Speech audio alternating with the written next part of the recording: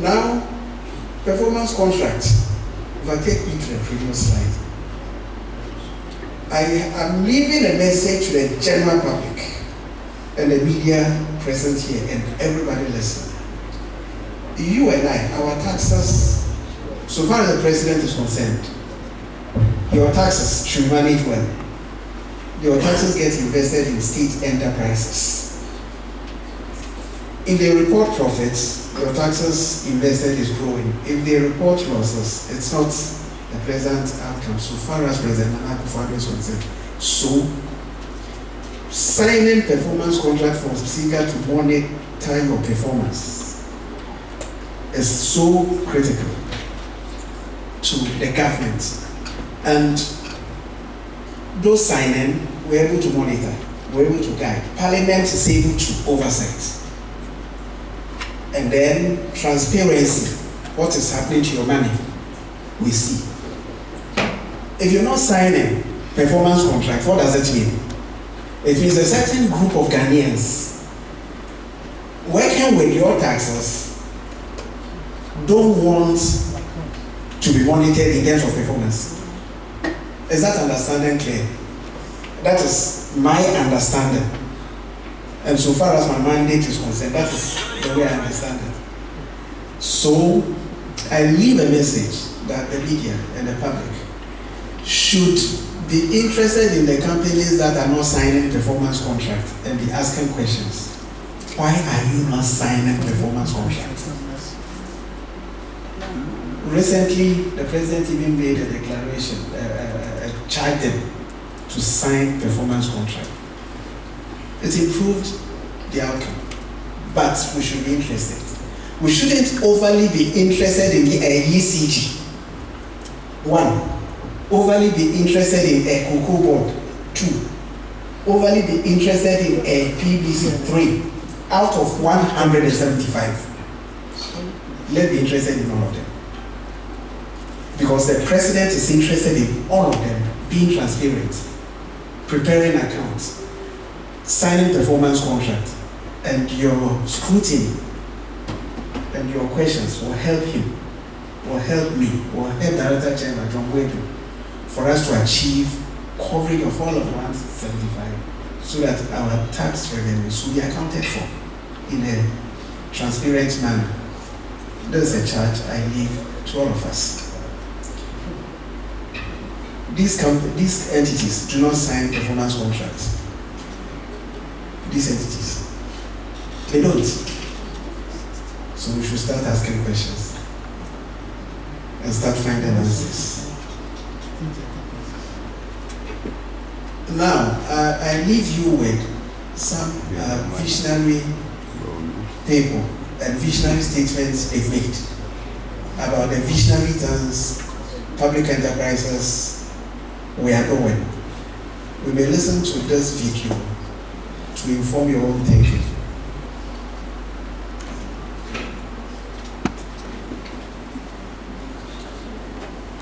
And you were talking about GIHOC. Privatization, yes. GIHOC is Ghana Industrial Holding Corporation.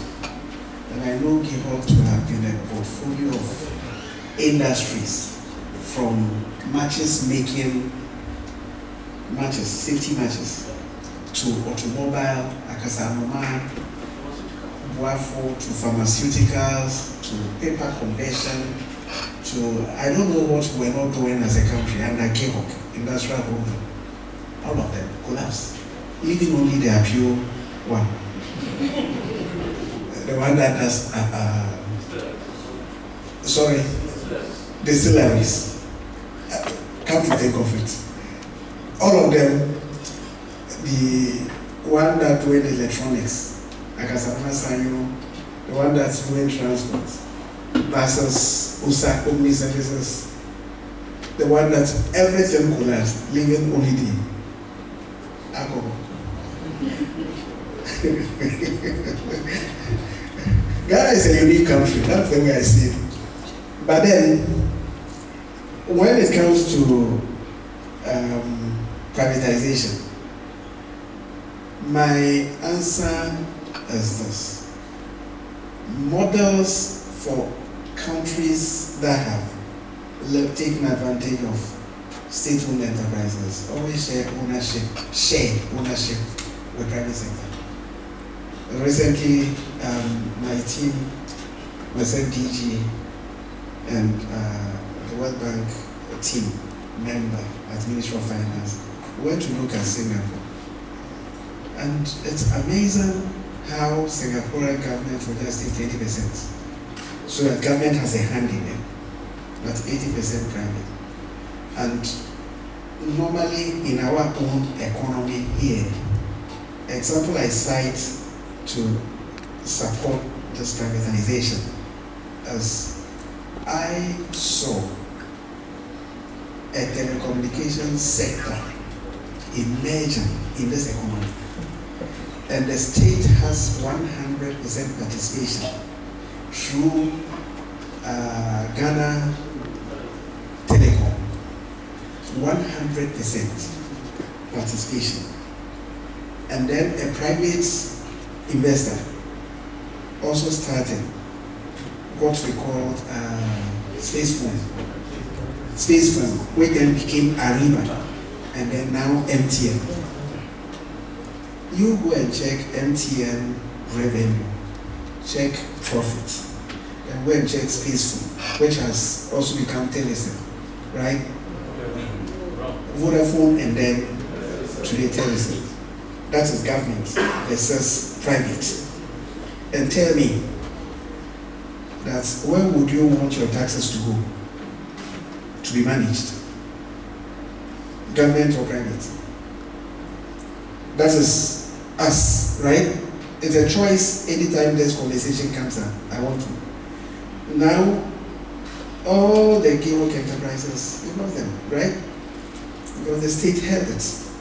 If we shared ownership with the private sector, we would have been doing maybe better. I cite another example, financial services sector. We had Ghana Commercial Bank. We now changed the name to GCB Bank. When it was Ghana Commercial Bank, it was collapsing. It wasn't able to catch up with the computerization that was going on in the banking sector. It called for capital from government. The government said, no money.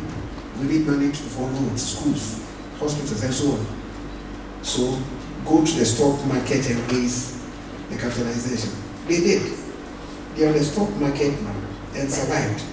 And Ghana Commercial Bank, no, it is no longer Ghana Commercial Bank. There is no bank today called Ghana Commercial Bank.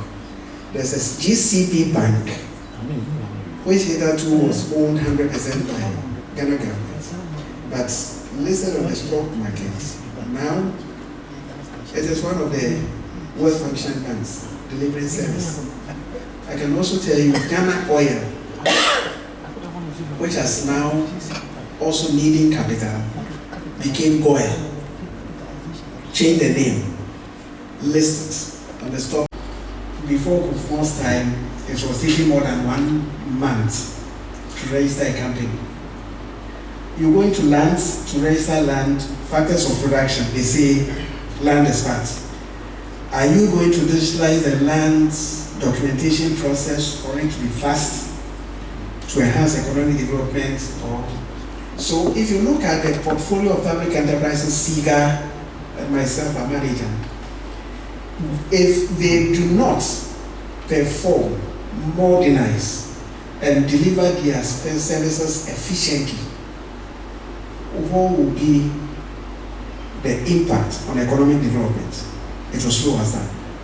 So far as the president is concerned, whilst doing all those, while the vice president is doing all those, myself, Joseph Cudjoe, and the other general Sika, we're also not sleeping and contributing to enhancing this performance, to contribute to economic development. Ladies and gentlemen, together, we can all develop this country. With the media also putting its lenses on the public enterprises, delivering on efficiency, delivering on profitability, we can develop this economy in the shortest possible time. I say it is possible. Thank you. It is possible.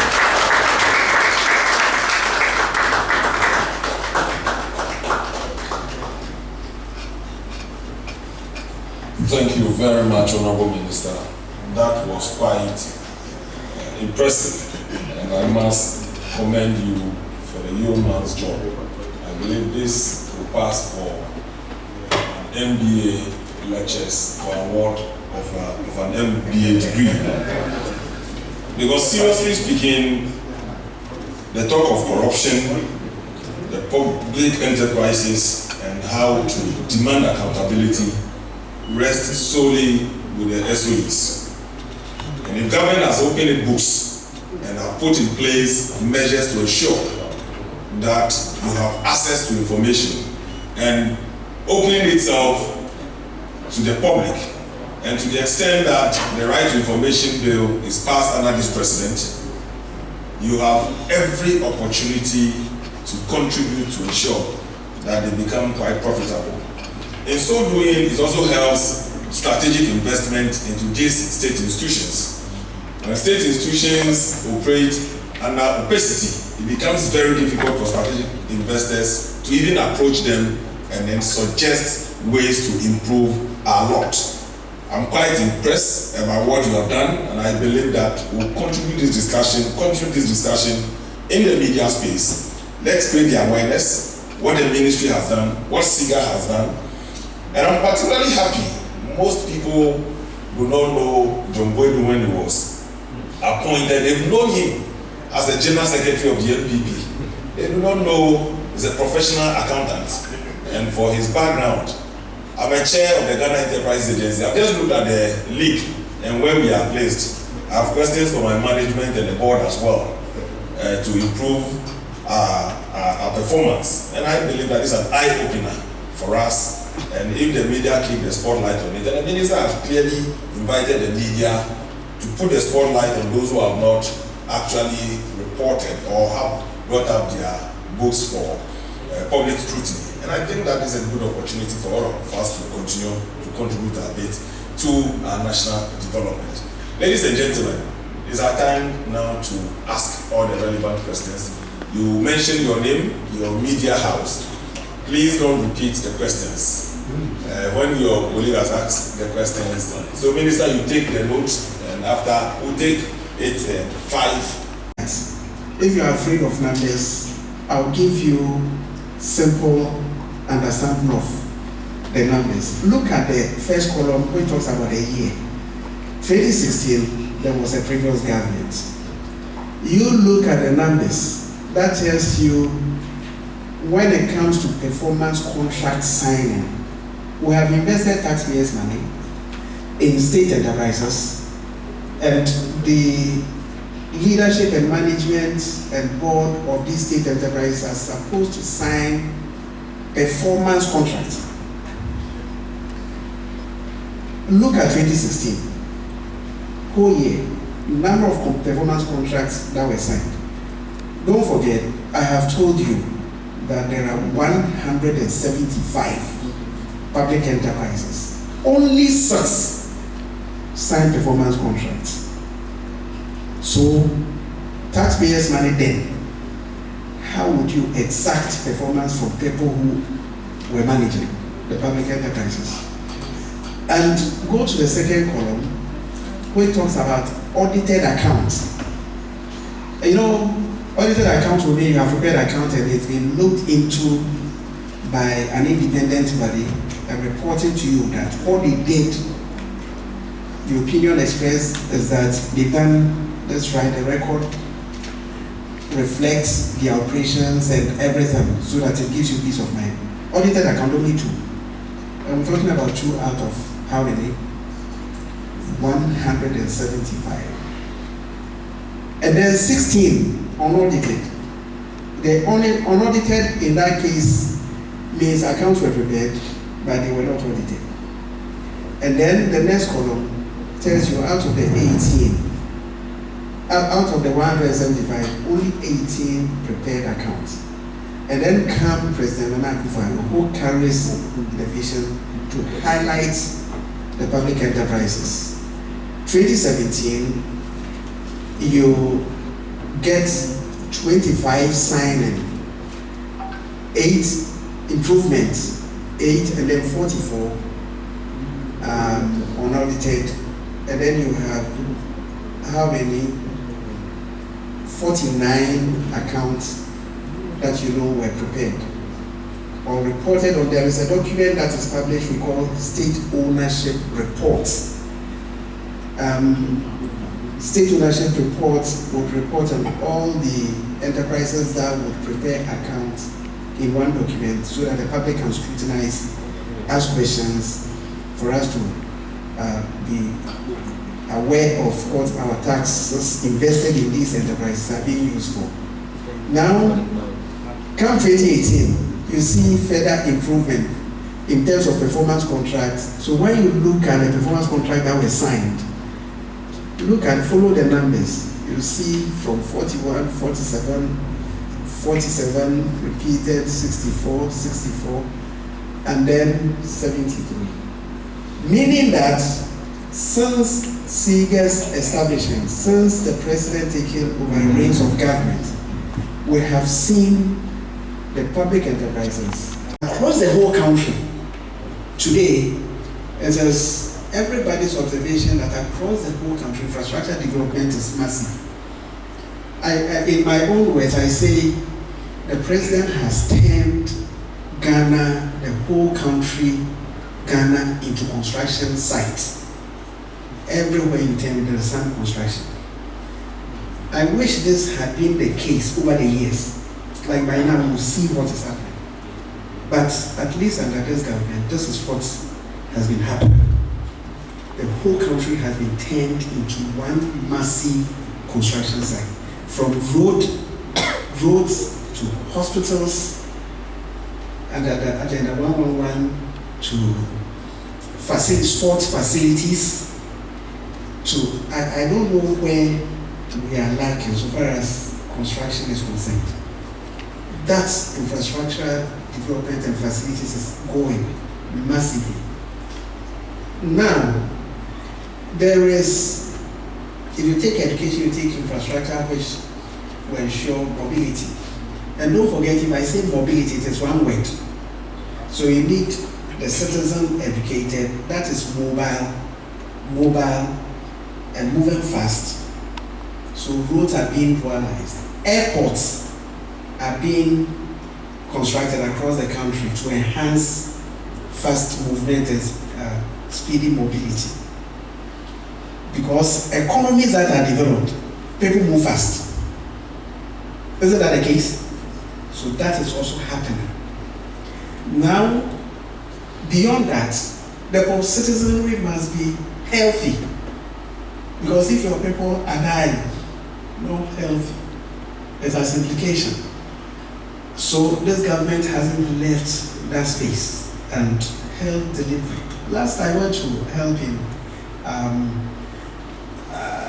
Public Services Commission. We know the public services, which include the prison service, education service, health service, civil service, and so on. But because the public service organizations, Public Service Commission, their mandate relate to the human element, which government appoints to work for the state as public officers. Because it overlaps with state-owned enterprises, which are commercial, like GEHOC. You know, the CEO of GEHOC will be appointed by the president because it's a state-owned enterprise. Similarly, the Director General for SICA will be appointed by the president. Because of that overlap, there was a confusion, but that has been solved with the development of this code of corporate governance. I see compliance risk, Mr. Opoku. I see Joseph Sapon, Richie Adabio, Equia. You are Equia, yes.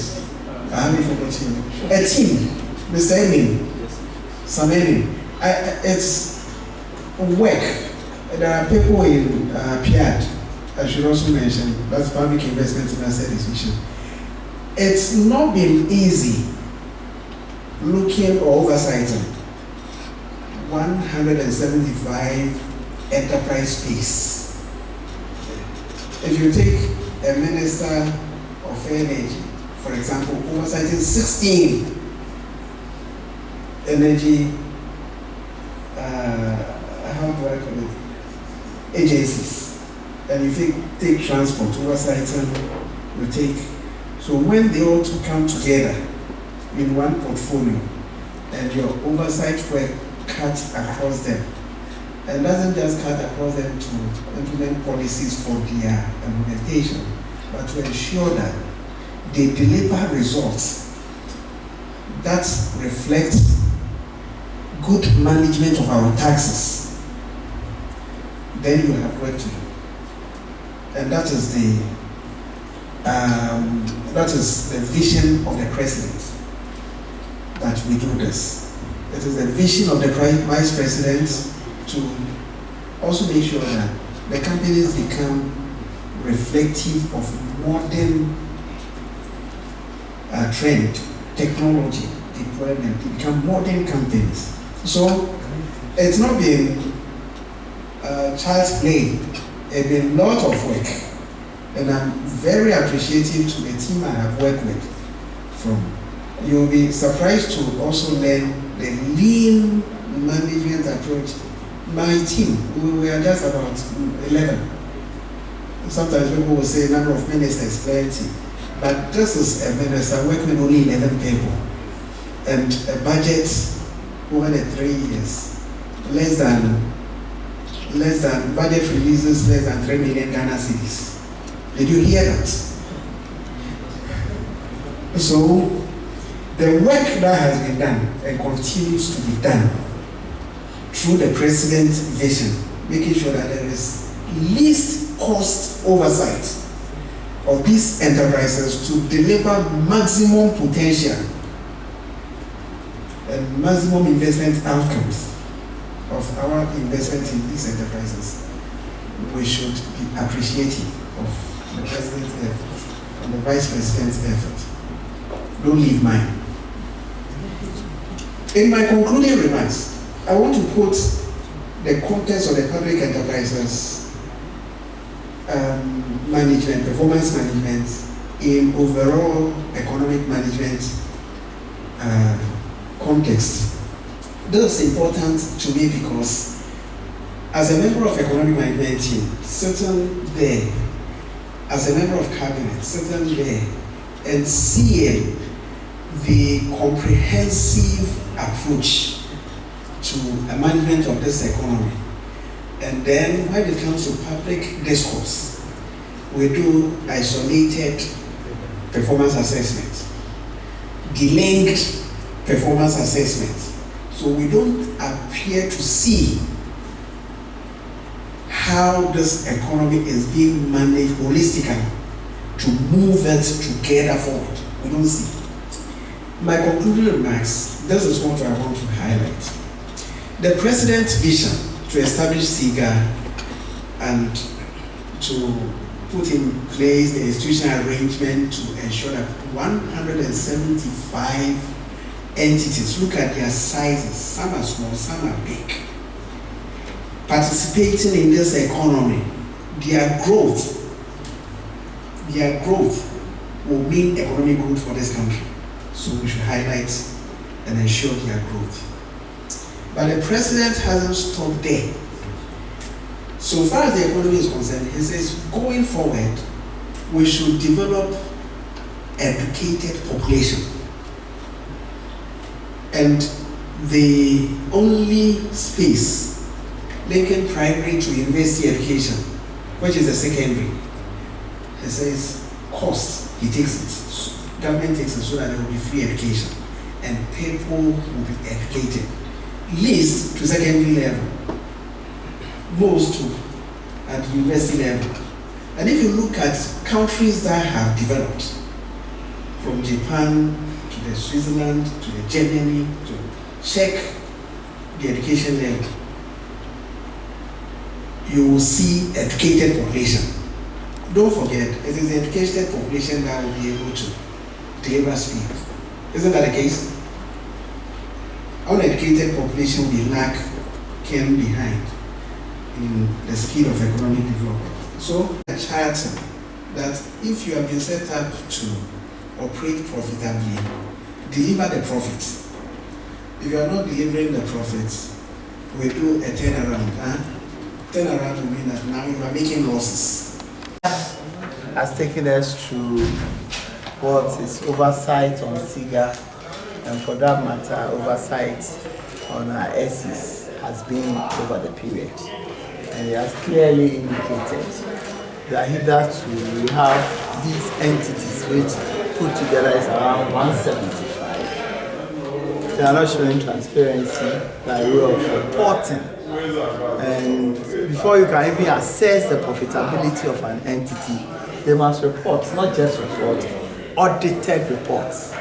That is verifiable, that is concrete, and that is acceptable. And if you check the data, you realize that in 2016, only 2 out of the 175 entities presented their audited reports. So all these questions that you were asking, if we have not had SIGA in place, we so far has been able to move to close to, even as we speak now, we are talking about 55.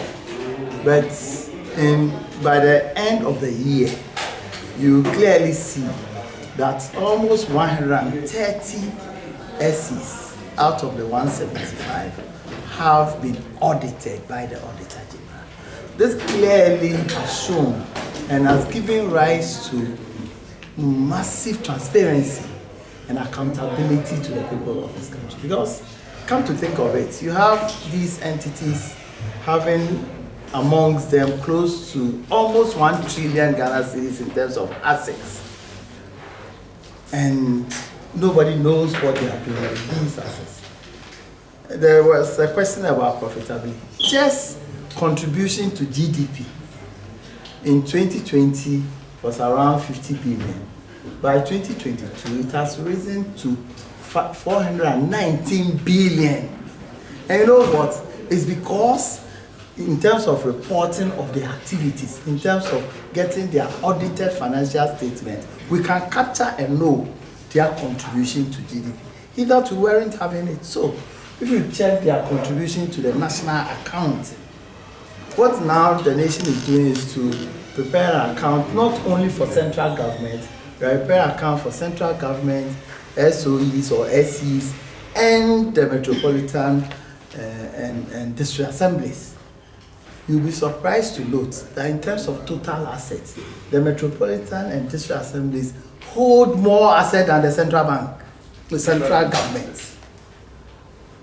And these assets are in terms of schools they build, in terms of market centers, in terms of investment they've made on the ground that are making a lot of profits. You know, so when we are unable, and how do you determine the accounts of these SOEs? It is when they've prepared their accounts, when it is audited, when they've been able to sit down with SIGA who relate to them in terms of determining their performance before and monitor them to ensure that they perform as agreed on parameters that we all agree on. And that has been a massive. I don't know whether you've read the Auditor General report for this year. And it's striking. So sometimes the media gets frustrated if very important issues that have the potential of helping this nation to move on is rather relegated to the background. If you have a nation that irregularities detected in 2022 was around 15-point-something billion, just within a year, it has reduced, particularly in the SOE space, it has reduced to 8.8 billion. A massive 41.46% reduction of irregularities. And what is so gratifying about these irregularities are that about 90 to 92% of these irregularities are irregularities that are recoverable. It means that if you even take the 88-point-something billion and find 90% of it, almost about 7.5% billion Ghana cedis is recoverable to the states. So instead of even just concentrating on which profit are they making, if they made those losses, it's the same, it's the opposite of profit, it's losses. So if they are making huge losses, 15 billion, and now they've been able to reduce the losses or irregularities by 41%. What it means is that we've gained 41% in terms of financial gains to the nation. Is SIGA on course to achieving? I think that we, so far for the 5 years, we've done massively well. Because for you to be able to move under a situation where it was difficult for even SEs to accept that they need to be oversighted. It was difficult for them to come to you for performance contract negotiations, which now, as we speak now, for 2023, we are going to have about 79 of them. So far, we've received close to 147, both financial and non-financial reports that will form part of our SOR that we are finishing this month. For the first time, we are current on the preparation of our state ownership report. And I will urge all of you to go to our website by the end of this month so that you can do proper assessment of what is happening. You see, one thing that we failed to do as a nation, that over the years, as the world changes, we are still in our old ways of doing things. The mandate and the idea for setting up these SOEs have changed. We normally will bash the Oil refinery. But truth is that the Oil refinery was set up at a point where the Italians were the ones who were the main players in the oil distribution industry, and they were determining prices and all that. Government felt that no, because it really affects the economy, instability in prices and its effects. So let us have TOR. Then TOR came into play. At that time, it wasn't set up to make profit. It was set out to ensure that there's stability and accessibility and affordability of oil products for the people of this country. As a result, when prices of crude oil increases in the world market, government at that time would say, don't pay, I'm subsidizing, and I'll pay. The government end up not paying. So this has been accumulated losses over there. I'm not discounting inefficiencies. But that forms just a little. Even the mere fact of inefficiency shows that the company itself is not changing to changing types. You understand? And so over the years, we are accumulating losses. We were enjoying as Ghanaians. We were enjoying the lower prices. They have accumulated losses, they've gone to banks, they've taken loans that they are unable to pay. Their machines have deteriorated to a level that they cannot, they retrofit a little and they are unable, because modern machines of refinery are not the 1965 ones we are seeing there. So obviously they cannot be as efficient as modern way of refining. There's no refinery now in the world that can even break even if they are unable to produce 100,000 barrels a day. Our whole capacity is 45,000 barrels a day. Even that in a year, they cannot produce more than 3 months without breaking down. So at the word go, they will make losses. So why don't they shut it down? It's the same question. You have a situation where over the years we've been accumulating losses. Yeah. We've not been changing to changing times. Technology has been down. You have what we call worker groups. You are the same people when they put on the red bands, you go and cover and show that government is not doing what he has to do and all that. I think that politically we've all not done well. Because I can't see why certain entities should still be on our books. Because things have changed. For instance, you have a company existing now called Ghana Supply Commission. Who does they do supply to? We now have, we didn't used to have procurement laws, we didn't use that, so now we have PPA. And the Central a tender committee and all that. So nobody, an SOE will go to Ghana Supply Commission, supply me. What are they going to supply? So their continuous existence in itself is a drawback on the assets of the country. So that's why if you check, we've put together based on their assets, their relevance and their potential for making a profit, these 16 entities. Some studies have been done, but this one wants a comprehensive study of these entities that contribute close to 80% of the losses and hold almost about 80% of assets. The 800 and something billion you are talking about, just about 10 or 15 of them hold that about 80% of those assets. What it means is that if we improve on just these 10, in terms of reducing losses and making profit, the effect will be higher. We must also recognize that some of these entities are necessarily not set out to make profits, because their mandate is said that they are to provide services and help to regulate activities of government for us to have our peace as a nation. So you have MPA, you have FDA, Standards Board, PURC and all that. Even though they are not expected to make profits, and normally some of you did a bit of business, non-profit making organizations still have to prepare their account because they operate as entities. The only difference is that they don't make profits, they make surplus or deficit, and profit organization make profit or loss. It's almost the same. So efficiency, transparency, all these things are things that must be determined.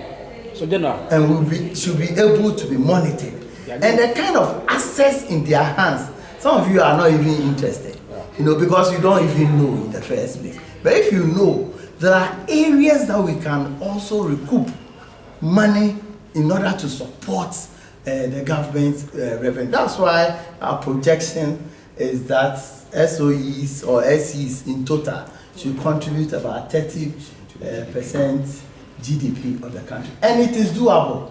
There are lots of examples. You see people who talk without knowing. They don't know because, one, they saw that SOEs made loss of 8 billion or irregularities of 8 billion. It's enough to go to market. They didn't know that a year before they made 15.5 billion. They didn't know that 2 years before they made over 20 billion. They didn't know that even 10 years ago, we didn't even know the losses they were making. But they were not reporting. Yeah. You understand? So I think that people who are expected to know, like the Franklin Cudjoe, should just come walk to the office or go to our website and know what exactly these young men and women are doing for this nation. And I can assure you. So like the example you cited, the Ghana Supply Commission, what are you doing? What steps are you doing to ensure that some of these entities that are not really set up to make profit, that their mandates have outlived the modern? We are presenting a report to cabinets. On our own, we cannot delist them. We are presenting a report of all these entities that we think that their mandates have outlived modern system of running businesses. One will also say that instead of collapsing or privatizing these companies, why don't we also check terms of references for those CEOs or MDs who are not fulfilling their terms of references? So, if, for instance, if you don't bring in or inject massive capital to even not capital, not to just build a new refinery, maybe collapse the refinery, build a new brand new, because what is there is 1960 something refinery. Look at, you see, if you have a company, there are other aspects of their work that can be done by a private person. You understand? Or private entity. The managers are not fulfilling their terms of references. You see, like it is. If you throw money to them, because one, the business model has changed, there's nothing they can do about it. You understand? So it is a decision that government itself must take in order to ensure that they are put in a or they are put into an arrangement that they can meet modern ways of doing things. So for instance, even their employment level. No refinery of that nature employ the number of people they employ.